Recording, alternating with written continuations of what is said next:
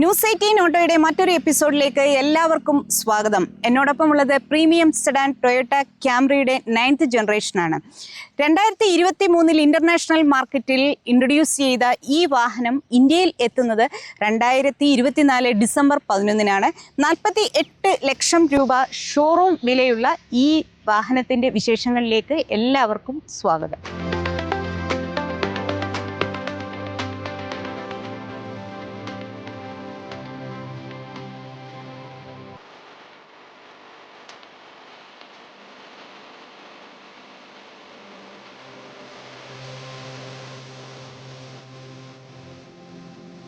മുൻ മോഡലിനേക്കാൾ 1,83,000 രൂപ കൂടുതലാണ് 9th ജനറേഷൻ ക്യാംറിക്ക്. ടൊയോട്ട ക്യാംറിയിൽ ആദ്യമായി അഡാസ് ലെവൽ 2 സൗകര്യങ്ങൾ എത്തുന്ന വാഹനം കൂടിയാണിത്. അപ്പോൾ ഇതിനകത്തേക്ക് ഒരുപാട് സേഫ്റ്റി ഫീച്ചേഴ്സ് ഒക്കെ വന്നിട്ടുണ്ട്. അപ്പം ഇത് ഇലക്ട്രോണിക് കണ്ടിന്യൂസ് വേരിയബിൾ ട്രാൻസ്മിഷനിലാണ് എത്തുന്നത്. പുതിയ ലൈറ്ററായിട്ടുള്ള ലിത്തിയം അയൺ ബാറ്ററിയാണ് ഈ വാഹനത്തിലേക്ക് വന്നിരിക്കുന്നത്. BS6 ഫേസ് 2 മാനദണ്ഡങ്ങൾ പാലിക്കുന്ന 4 സിലിണ്ടർ 2.5 ലിറ്റർ പെട്രോൾ എഞ്ചിനാണ് ഇതിനകത്തേക്ക് വന്നിരിക്കുന്നത്. 6000 RPM 187 PS പവറും 3600 മുതൽ 5200 RPM 221 ന്യൂട്ടൺ മീറ്റർ ടോർക്കുമാണ് ഇതിൻ്റെ എഞ്ചിനുള്ളത്. അതോടൊപ്പം തന്നെ പറയാനുള്ളത് ഇതിനകത്തേക്ക് ഒരു ഹൈബ്രിഡ് സിസ്റ്റം വന്നു. പുതിയ ലിത്തിയം അയൺ ബാറ്ററിയാണ് ഇതിനകത്തേക്ക് വന്നിരിക്കുന്നത്. അതിൻ്റെ ഒരു മാക്സിമം ഔട്ട്പുട്ട് എന്ന് പറഞ്ഞാൽ 230 PS പവറാണ്. ഈ CVT പതിപ്പിലുള്ള ടൊയോട്ട ക്യാംറിയുടെ ഫ്യൂവൽ എഫിഷ്യൻസി എന്ന് പറഞ്ഞാൽ വളരെ മികച്ചതാണ്. 25.49 കിലോമീറ്റർ എന്ന് പറഞ്ഞാൽ സെഗ്മെന്റിലെ ഏറ്റവും വലിയ ഒരു കണക്കാണ് പറയുന്നത്. ശരിക്കും ഇതിൻ്റെ ഡയറക്റ്റ് കോമ്പറ്റീറ്റർ സ്കോഡ സൂപ്പർബ് ആണെന്ന് ഞാൻ പറഞ്ഞു. പ്രൈസ് റേഞ്ച് വെച്ച് നോക്കുകയാണെങ്കിൽ BMWൻ്റെയോ മെഴ്സിഡീസ് ബെൻസിൻ്റെയോ എൻട്രി ലെവൽ വാഹനങ്ങളൊക്കെ തന്നെയും ഈ ഒരു പ്രൈസ് റേഞ്ചിൽ വരുന്നുണ്ട്. എന്നാൽ പോലും നമ്മൾ ഇവരെ എല്ലാം കണക്കാക്കുകയാണെങ്കിൽ പോലും മറ്റ് കോമ്പറ്റീറ്ററിനേക്കാൾ പ്രൈസ് കുറവാണ് ടൊയോട്ട ക്യാംറിക്ക് എന്ന് പറയാം. അതേപോലെ ഏറ്റവും പ്രത്യേകതയായിട്ട് പറയാനുള്ളത് ഇത് ഇലക്ട്രോണിക് CVT പതിപ്പാണ്, ഹൈബ്രിഡ് മോഡലാണ്. അപ്പോൾ ഇതിൻ്റെ ഒരു പ്രത്യേകത എന്ന് പറഞ്ഞാൽ രാവിലെ ഇപ്പം നമ്മൾ കുറേ ദൂരം ഓടിച്ച ശേഷമാണ് ഈ വാഹനത്തിൻ്റെ ഈ റിവ്യൂ ചെയ്യുന്നത്. ശരിക്കും ഒരു സ്മൂത്ത് ഡ്രൈവിംഗ്. ഇതിനകത്തേക്ക് 10 സ്പീഡ് സീക്വൻഷ്യൽ ഗിയർ ഷിഫ്റ്റിംഗ് ആണ് ഇതിനകത്തേക്ക് കൊടുത്തിരിക്കുന്നത്. നമുക്ക് ഇൻസ്ട്രുമെൻറ്റ് ക്ലസ്റ്ററിൽ ഒരു 6 സ്പീഡ് ട്രാൻസ്മിഷൻ വരെയും കാണിക്കുന്നുണ്ട്. എന്നാൽ പോലും ഇതിൻ്റെ ഒരു ഉയർന്ന സ്പീഡ് 180 കിലോമീറ്റേഴ്സ് ആണ്. അത് 220 വരെ ഒക്കെ തന്നെയും ഇതിൻ്റെ ഒഫീഷ്യൽസ് ഈ വാഹനം ഓടിച്ചു നോക്കി. അപ്പം എനിക്ക് ഏറ്റവും മികച്ചതായിട്ട് തോന്നിയത് ഇതിൻ്റെ ഒരു റൈഡിംഗ് കംഫർട്ട്, അതുപോലെ തന്നെ മികച്ച സസ്പെൻഷൻ, അതേപോലെ തന്നെ ഏറ്റവും മനോഹരമായിട്ടുള്ള ഒരു ഷേപ്പ്, അതേപോലെ ഇതിൻ്റെ ഇൻറ്റീരിയർ കംഫർട്ട്, ഒത്തിരി കാര്യങ്ങളുണ്ട്. അപ്പം വാഹനത്തിൻ്റെ മറ്റ് വിശേഷങ്ങളിലേക്ക് പോകാം. വാഹനം എത്തുന്നത് 2 വേരിയൻറ്റുകളിലാണ്. എലഗൻസ്, സ്പ്രിൻറ്റ് എന്ന 2 വേരിയൻറ്റുകൾ. 48 ലക്ഷം രൂപയാണ് അവർ ഓൾറെഡി പ്രഖ്യാപിച്ചത്. പക്ഷേ ഇതിൻ്റെ ഒരു കുറച്ച് കോസ്മെറ്റിക് ചേഞ്ചസും ഇൻറ്റീരിയർ കംഫർട്ട് കൂട്ടുന്ന കാര്യങ്ങളും ഒക്കെയുള്ള ഒരു വേരിയൻ്റാണ് റെഡ് കളർ കാറിൽ വന്നിരിക്കുന്നത്. അത് ഇന്ന് നമ്മൾ ഓടിക്കുന്നുണ്ട്.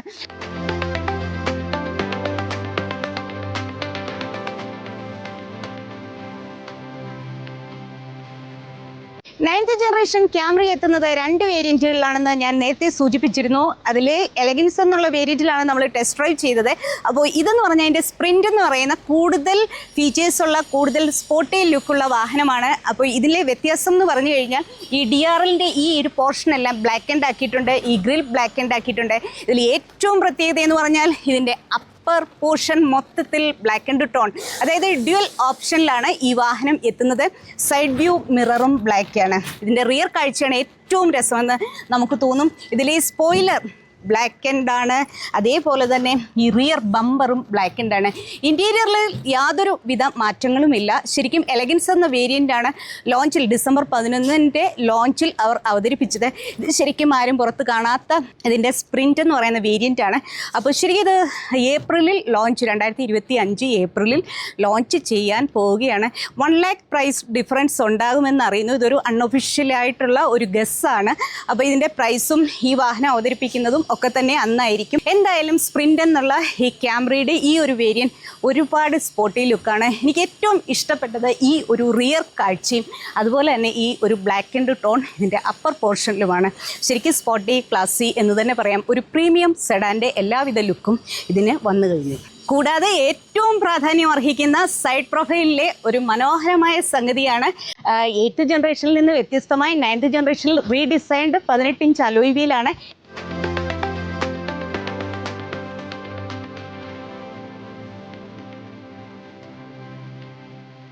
നമുക്ക് 3 മോഡുകൾ ഡ്രൈവ് മോഡുകളിലാണ് അവൈലബിൾ ആയിട്ടുള്ളത്. ഇക്കോ, സ്പോർട്സും അതേപോലെ തന്നെ നോർമൽ മോഡും ഒക്കെ ഉണ്ട്. ഈ പല മോഡുകളിലും വാഹനം ഇങ്ങനെ ഓടിച്ചു നോക്കി. സ്പോർട്സ് മോഡിലേക്കൊക്കെ പോകുമ്പോൾ ഒരു രക്ഷയുമില്ല. ഹൈവേകളിലൂടെയൊക്കെ നമ്മളിങ്ങനെ ശരിക്കും ചീറിപ്പാഞ്ഞ് തന്നെ പോവുകയായിരുന്നു. അപ്പം മറ്റൊരു കാര്യം കൂടി പറയാനുള്ളത്, ഈ വാഹനത്തിനെ നമുക്ക് EV മോഡ്, അതായത് EV ഡ്രൈവ് ഒള്ളി എന്ന് പറയുന്ന ആ ഒരു ഓപ്ഷൻ കൂടി ടൊയോട്ട ക്യാംറിയുടെ ഹൈബ്രിഡ് പതിപ്പിലുള്ള വാഹനത്തിൽ ലഭ്യമാണ്. EV മോഡ് ഓൺ ആക്കിയാൽ ഈ വാഹനം മാക്സിമം പോകുന്നത് 2 കിലോമീറ്റർ മാത്രമാണ് എന്നുകൂടി എടുത്തു പറയുന്നു. അപ്പോൾ ടൊയോട്ട എല്ലായ്പ്പോഴും ഹൈബ്രിഡ് വാഹനങ്ങളെ ഒരുപാട് പ്രൊമോട്ട് ചെയ്യുന്ന ഒന്നാണ്. ടൊയോട്ട ക്യാംറിയുടെ ഈ CVT പതിപ്പ് ശരിക്കും പറഞ്ഞാൽ മികച്ച ഡ്രൈവിംഗ് അനുഭവവും മികച്ച ഫ്യൂവൽ എഫിഷ്യൻസിയും തരുന്ന ഒരു വാഹനമാണ്. ഇപ്പം നമ്മൾ ഇതിൻ്റെ ഓട്ടോ മേക്കർ ക്ലെയിം ചെയ്തത് 25.49 കിലോമീറ്റർ ആണെങ്കിലും രാവിലെ ഉള്ള ഒരു ഡ്രൈവിൽ ശരിക്കും ഒരു പല മോഡുകളിലും പല സ്പീഡുകളിലും ഒക്കെ തന്നെയാണ് ഡ്രൈവ് ചെയ്തത്. എന്നാൽ പോലും നമുക്കൊരു 22 കിലോമീറ്റർ ഒക്കെ തന്നെ ഫ്യൂവൽ എഫിഷ്യൻസി ഈ വാഹനത്തിന് ലഭിക്കുന്നുണ്ട്. 9th ജനറേഷൻ ക്യാംറിയുടെ എക്സ്റ്റീരിയർ ഡിസൈൻ കുറച്ച് മാറിയിട്ടുണ്ട്.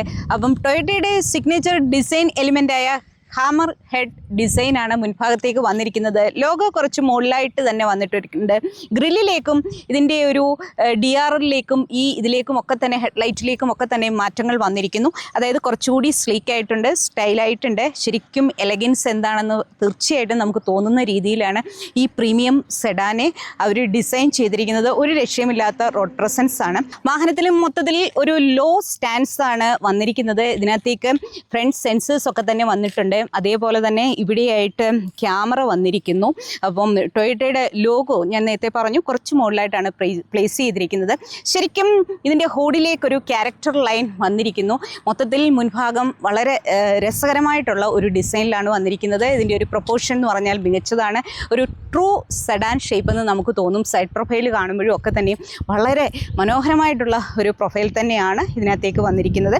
സൈഡ് പ്രൊഫൈലിൽ നമ്മളെ ഏറ്റവും അധികം ഇംപ്രസ് ചെയ്യുന്ന ഒന്നെന്ന് പറഞ്ഞാൽ ഇതിൻ്റെ സ്ലീക്ക് റൂഫ് ലൈനാണ്.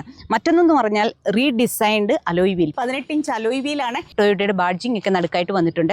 ഇലക്ട്രിക് ഹൈബ്രിഡ് വെഹിക്കിൾ എന്നുള്ള ഒരു ബാഡ്ജിങ് ഇവിടെയായിട്ട് വന്നിരിക്കുന്നു. ഇവിടെ ലെയിൻ വാച്ച് ക്യാമറയുടെ ഒരു ഇതൊക്കെ വന്നിട്ടുണ്ട്. ഇതിനകത്തേക്ക് ADAS ലെവൽ 2 സൗകര്യമുണ്ടെന്ന് ഞാൻ നേരത്തെ സൂചിപ്പിച്ചു. നമ്മൾ യാത്രയിലുടനീളം അതെല്ലാം എക്സ്പീരിയൻസ് ചെയ്തിട്ടുണ്ട്. ക്രൂസ് കൺട്രോൾ ഒക്കെ തന്നെയുമുണ്ട്. വളരെ മികച്ചൊരു അനുഭവമായിരുന്നു അതെന്ന് പറയാം. മറ്റൊന്നെന്ന് പറഞ്ഞാൽ ബോഡി കളേർഡ് ഹാൻഡിൽസ് ഒക്കെ തന്നെയാണ് വന്നിരിക്കുന്നത്. ശരിക്കും നീളമേറിയ സ്ലീക്കായ സ്റ്റൈലിഷ് ആയിട്ടുള്ള ഒരു വാഹനം എന്ന് പറയാം. ഇതിൻ്റെ റിയർ കാഴ്ചയിൽ ഏറ്റവും മനോഹരമായി തോന്നുന്നത് ഈ C ഷേപ്പ് റിയർ ഹെഡ്ലൈറ്റ് ആണ്. ക്യാമറ എന്ന് പറയുന്ന ബാഡ്ജിങ് ഇവിടെയായിട്ട് വന്നിരിക്കുന്നു. ഇലക്ട്രിക് ഹൈബ്രിഡ് വെഹിക്കിൾ എന്നുള്ള ഒരു ബാഡ്ജിങ് ഇവിടെയായിട്ടും അവർ കൊടുത്തിട്ടുണ്ട്. ഇവിടെ ക്യാമറ എന്ന് പറയുന്ന ഒരു ബാഡ്ജിങ് വന്നിട്ടുണ്ട്. ക്രോമിലൊരു എലിമെൻറ്റ്, വളരെ സ്ലീക്ക് ആയിട്ടുള്ള ഒരു എലിമെൻറ്റ്. സെൻസേഴ്സ് ഒക്കെ തന്നെ ഇവിടെയായിട്ട് വന്നിരിക്കുന്നു. ലോ ബൂട്ട് ലിപ്പാണ് വന്നിരിക്കുന്നത്.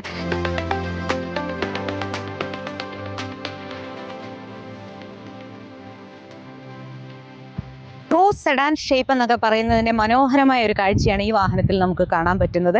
അത് സ്ലീക്കായിട്ടുള്ള ഒരു റൂഫ് ലൈൻ ആണെന്ന് ഞാൻ പറഞ്ഞു. അതിങ്ങനെ ഗ്രാജുവലി ഇവിടെ വന്ന് റിയർ ലിപ്പിലേക്ക് എൻഡ് ചെയ്യുകയാണ്. സൈഡ് പ്രൊഫൈലിലേക്ക് കുറച്ച് കയറി കിടക്കുന്നുണ്ട് ഇതിൻ്റെ C ഷേപ്ഡ് റിയർ ലൈറ്റുകൾ. ഇത്രയൊക്കെയാണ് എക്സ്റ്റീരിയറിലെ വിശേഷം. ഇനി നമുക്കിതിൻ്റെ ഡയമെൻഷനെ കുറിച്ചിട്ട് കൂടി സംസാരിക്കാം. സ്ലീക്കായി സ്റ്റൈലിഷായി തോന്നുന്ന ടൊയോട്ട ക്യാംറിയുടെ ഡയമെൻഷൻ ഒരുപാട് പ്രാധാന്യം അർഹിക്കുന്നു. നീളം 4920 mm ആണ്. വീതി 1840 mm ആണ്. 1455 mm ആണ് ഇതിൻ്റെ പൊക്കം. വീൽ ബേസ് 2835 ആണ്. ടേണിംഗ് റേഡിയസ് 5.7 മീറ്റർ ആണ്. അതേപോലെ തന്നെ ഈ വാഹനത്തിൽ ഞാൻ നേരത്തെ പറഞ്ഞിരുന്നു 2.5 ലിറ്റർ പെട്രോൾ എഞ്ചിനിലാണ് ഈ വാഹനം വരുന്നതെന്ന്. ഇതിൻ്റെ ഫ്യൂൽ ടാങ്ക് കപ്പാസിറ്റി 50 ലിറ്റർ ആണ്.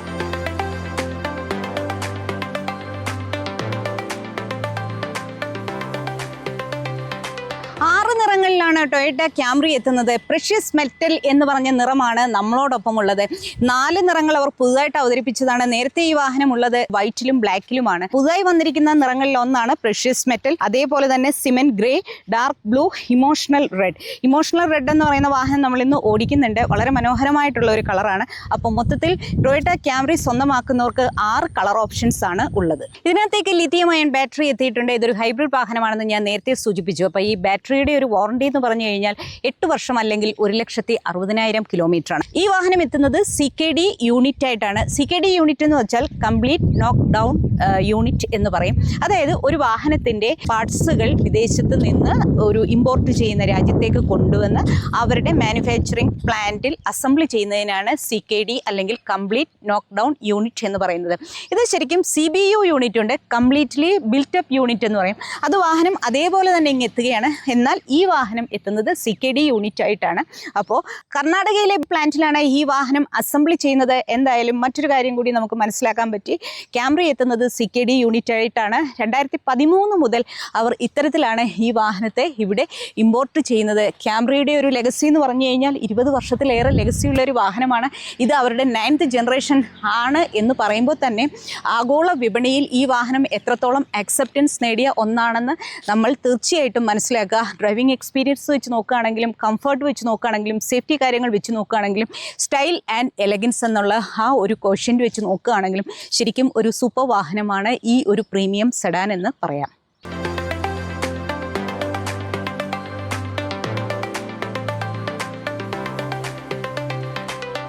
ക്യാമ്രിയുടെ ഇൻറ്റീരിയർ വളരെ ഇമ്പ്രസീവാണ്.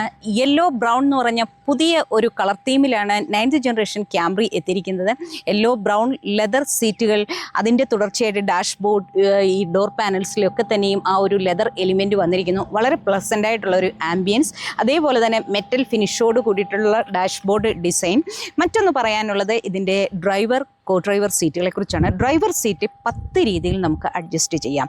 ക്യാമ്രിയുടെ മറ്റൊരു പ്രത്യേകത ഇതിൻ്റെ സീറ്റുകളാണ്. ലെതർ അപ്പോൾസ്ട്രിയിലാണ് ഇത് വന്നിരിക്കുന്നത്. ഞാൻ നേരത്തെ പറഞ്ഞു, ഇതിൻ്റെ ഒരു സ്റ്റിച്ച് ആണെങ്കിലും ഇതിൻ്റെ ഒരു കംഫർട്ട് ആണെങ്കിലും ഒരു രക്ഷയുമില്ല.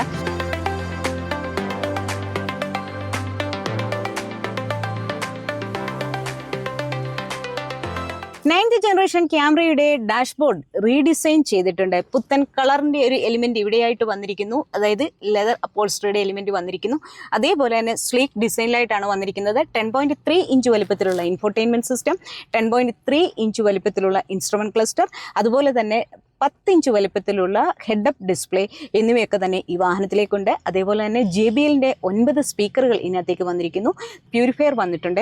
വയർലെസ് ചാർജിങ് സൗകര്യം വന്നിട്ടുണ്ട്. അതേപോലെ തന്നെ ഇവിടെ ഡ്യുവൽ കപ്പ് ഹോൾഡർ പ്രൊവിഷൻ കൊടുത്തിട്ടുണ്ട്. ഇവിടെ നല്ലൊരു യൂട്ടിലിറ്റി സ്പേസ് കൊടുത്തിട്ടുണ്ട്.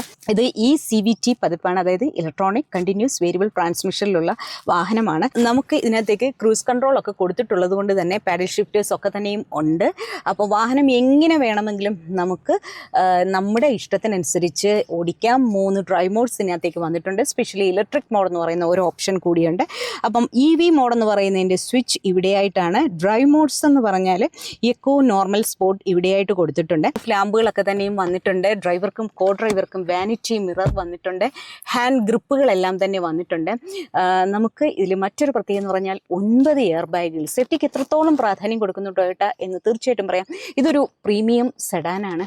അപ്പം ഇതിൽ ഇത്രയധികം സേഫ്റ്റി ഫീച്ചേഴ്സ് ഉണ്ട്. ഡോർ പാനൽസിൻ്റെ കാര്യം പറയുകയാണെങ്കിലും, ഇതിൻ്റെ ഡാഷ്ബോർഡ് ഡിസൈൻ പറയുകയാണെങ്കിലും ഒരു മെറ്റൽ ഫിനിഷ് കൊടുത്ത് അത് ഭംഗിയാക്കിയിട്ടുണ്ട്.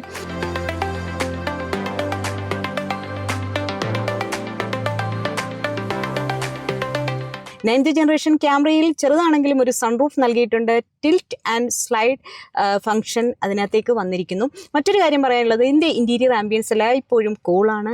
അതിനുള്ള പ്രധാനപ്പെട്ട ഒരു കാര്യം എന്ന് വെച്ച് കഴിഞ്ഞാൽ ഹൈലി സോളാർ എനർജി അബ്സോർബൻ്റ് ആയിട്ടുള്ള UV ഗ്ലാസുകൾ, പ്രൊട്ടക്ഷനുള്ള ഗ്ലാസുകളാണ് ഇതിനകത്തേക്ക് നൽകിയിരിക്കുന്നത്. അതുപോലെ തന്നെ 3 സോൺ ക്ലൈമറ്റിക് കൺട്രോൾ ഇതിനകത്തേക്കുണ്ട്. PM 2.5 എയർ പ്യൂരിഫിക്കേഷൻ സിസ്റ്റം ഇതിനകത്തേക്ക് വന്നിരിക്കുന്നു. പിന്നെ ഏറ്റവും പ്രധാനപ്പെട്ട ഒരു കാര്യം എന്ന് വെച്ചാൽ റിയർ യാത്രക്കാരെ ഏറ്റവും കംഫർട്ട് സോണിലാക്കാൻ വേണ്ടിയിട്ട് കുറേ കാര്യങ്ങൾ അവർ ചെയ്തിട്ടുണ്ട്. നമുക്ക് റിയർ സീറ്റുകൾ റിക്ലൈൻ ചെയ്യാനും അഡ്ജസ്റ്റ് ചെയ്യാനും ഒക്കെ ആയിട്ട് പറ്റും. അപ്പം അതിനുള്ള ഒരു പ്രൊവിഷൻ ഇവിടെയായിട്ടാണ് കൊടുത്തിരിക്കുന്നത്. അതിൽ റിയറിൽ ഒരു സെൻട്രൽ കൺസോൾ പോലെ ഒരു പ്രൊവിഷൻ കൊടുത്തിട്ടുണ്ട്. ഇതിനകത്തേക്ക് ബട്ടൺസ് ഒക്കെ കൊടുത്തിട്ടുണ്ട്. ലെഫ്റ്റ് സീറ്റ് നമുക്ക് അഡ്ജസ്റ്റ് ചെയ്യണമെങ്കിൽ ഈ ഒരു ബട്ടൺ പ്രസ് ചെയ്ത ശേഷം ചെയ്താൽ മതി. നിങ്ങൾക്ക് വർക്ക് ചെയ്യുന്നത് കാണാൻ പറ്റും. നമുക്ക് നമ്മുടെ ഇഷ്ടാനുസരണത്തിന് അഡ്ജസ്റ്റ് ചെയ്യാം. അപ്പം ലെഫ്റ്റ് റൈറ്റിൽ കൺട്രോളിന് 2 പ്രൊവിഷൻ കൊടുത്തിട്ടുണ്ട്. അതേപോലെ തന്നെ ഇതിനകത്തേക്ക് ഐസോഫിക്സ് സംവിധാനം കൊടുത്തിട്ടുണ്ട്. മറ്റൊന്ന് പറയാനുള്ളത് റിയർ AC വെൻറ്റുകൾ നൽകിയിരിക്കുന്നു, ചാർജിങ് സോക്കറ്റുകൾ നൽകിയിരിക്കുന്നു, 3 പേർക്കുള്ള ഹെഡ് റെസ്റ്റും 3 പേർക്കുള്ള സീറ്റ് ബെൽറ്റുകളും കൊടുത്തിട്ടുണ്ട്. ഈ വാഹനത്തിൻ്റെ എല്ലാ ഹെഡ് റെസ്റ്റുകളും സ്ലൈഡിംഗ് ആണ് എന്നുകൂടി പറയുന്നു. എന്തായാലും ശരിക്കും നല്ല ഹെഡ് റൂം, നല്ല ലെഗ് റൂം ഒക്കെ തന്നെ നൽകിയിട്ടുണ്ട്. ട്രൂ സെഡാൻ ഷേപ്പ് എന്ന് നമ്മൾ പറയുന്നു.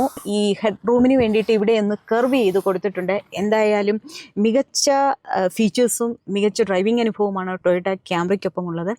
8th ജനറേഷൻ ക്യാമ്രിയിൽ ഗ്ലോബൽ എൻക്യാപ്പിൽ 4 സ്റ്റാർ നേടിയിട്ടുണ്ട്. ഈ വാഹനം ഗ്ലോബൽ എൻക്യാപ്പ് സേഫ്റ്റി റേറ്റിങ്ങിനോ ഭാരത് എൻക്യാപ്പ് സേഫ്റ്റി റേറ്റിങ്ങിനോ സബ്മിറ്റ് ചെയ്തിട്ടില്ല എന്നാണ് ഔദ്യോഗികമായിട്ട് നമുക്ക് മനസ്സിലാക്കാൻ പറ്റുന്നത്. എന്തായാലും ഡിസംബർ 11 ഈ വാഹനം ലോഞ്ച് ചെയ്തതേ ഉള്ളൂ. പതിയെ അവർ അതിലേക്ക് നീങ്ങും എന്നറിയാം. അപ്പം ഒരുപാട് active and passive safety features ഇതിനകത്തേക്കുണ്ട്. ക്യാമ്രിയിൽ എത്തിയിരിക്കുന്നത് അഡാസ് ലെവൽ 2 സൗകര്യങ്ങളാണ്. ടൊയോട്ട ഇതിനെ വിളിക്കുന്നത് ടൊയോട്ട സേഫ്റ്റി സെൻസിങ് 3.0 എന്നാണ് വിളിക്കുന്നത്. ഇതിനകത്തേക്ക് അഡാസ് ലെവൽ 2 ഫീച്ചേഴ്സ് എല്ലാം തന്നെ വന്നിരിക്കുന്നുണ്ട്. സേഫ്റ്റിയിൽ നമ്മൾ എടുത്തു പറയേണ്ട കാര്യം ആക്റ്റീവ് ആൻഡ് പാസീവ് സേഫ്റ്റി ഫീച്ചേഴ്സിൽ ക്യാമ്രി മുൻപനാണ് എന്ന് തന്നെ പറയാം. നമ്മൾ ഈ ഓടിച്ചത് ഒരു പ്രീമിയം സെഡാനാണ്. അപ്പോൾ എല്ലാവിധ കാര്യങ്ങളും ഇതിനകത്തേക്ക് വന്നിട്ടുണ്ട്. അപ്പം പെഡസ്ട്രിയൻ സേഫ്റ്റിക്കാണെങ്കിലും മറ്റ് യാത്രക്കാർക്കാണെങ്കിലും ഒക്കെ തന്നെ ഒരുപാട് ഗുണം ചെയ്യുന്ന കാര്യങ്ങളൊക്കെ തന്നെയും ഇതിനകത്തേക്ക് വന്നിരിക്കുന്നു. ക്രൂയിസ് കൺട്രോൾ വന്നിട്ടുണ്ട്, പാഡിൽ ഷിഫ്റ്റർ വന്നിട്ടുണ്ട്, ഹിൽ ഹോൾഡ് അസിസ്റ്റ് വന്നിട്ടുണ്ട്, ഓട്ടോ ബ്രേക്ക് സംവിധാനം വന്നിട്ടുണ്ട്, ഹൈ ബീം അസിസ്റ്റ് വന്നിട്ടുണ്ട്.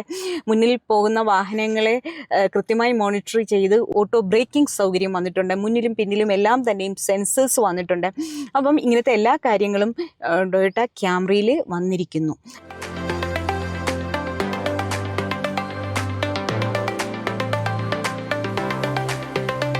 10 രീതിയിൽ അഡ്ജസ്റ്റ് ചെയ്യാൻ പറ്റുന്ന ഇതിൻ്റെ ഡ്രൈവിംഗ് സീറ്റിലേക്ക് മെമ്മറി ഫംഗ്ഷൻ വന്നിട്ടുണ്ട്. ഡ്രൈവിംഗ് സീറ്റിലേക്ക് മാത്രമല്ല, ഇതിൻ്റെ സ്റ്റിയറിംഗ് വീലിലേക്കും മെമ്മറി ഫംഗ്ഷൻ വന്നിട്ടുണ്ട്. അതുപോലെ തന്നെ ORVM ഔട്ട്സൈഡ് റിയർ വ്യൂ മിററിലേക്കും മെമ്മറി ഫംഗ്ഷൻ വന്നിട്ടുണ്ട്.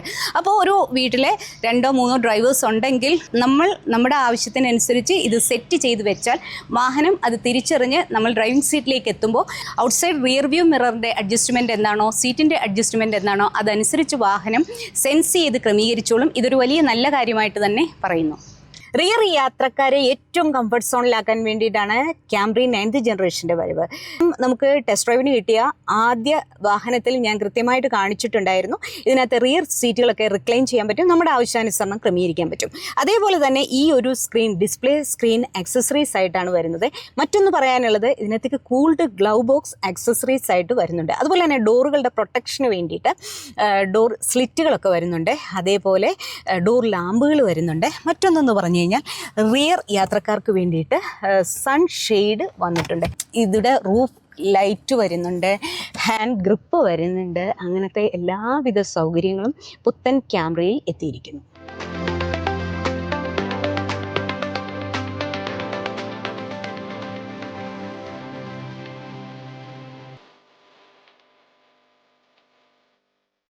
ടൊയോട്ട ക്യാമ്രി ഒരു ഹൈബ്രിഡ് വാഹനമാണ്. 2.5 ലിറ്റർ പെട്രോൾ എഞ്ചിനൊപ്പം 230 PS പവറിലുള്ള ഒരു ലിഥിയം അയൺ ബാറ്ററി കൂടി ഈ വാഹനത്തിലേക്ക് വന്നിട്ടുണ്ട്.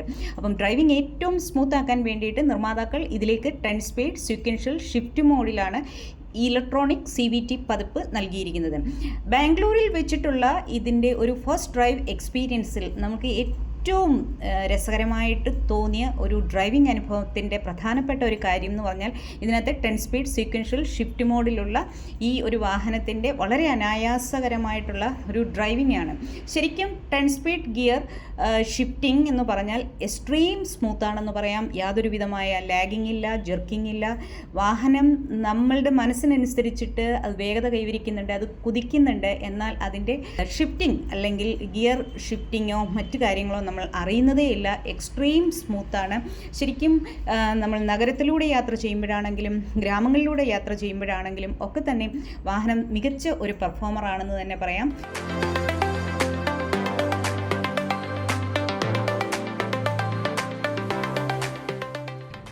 അഡാസ് ലെവൽ 2 സൗകര്യം ഓൺ ചെയ്തിട്ടിട്ട് വാഹനം ഓടിക്കുകയാണ്, റിലാക്സ് ചെയ്തിരിക്കുന്നുണ്ട്. അപ്പം എൻ്റെ കൈകളും കാലുകളും എല്ലാം ഫ്രീ ആണ്. ശരിക്കും നമ്മളിത് വലുതായി ശീലിക്കാത്തതുകൊണ്ട് ഇങ്ങനെ വാഹനങ്ങൾ വരുമ്പോൾ ഒരു ടെൻഷനുണ്ട്.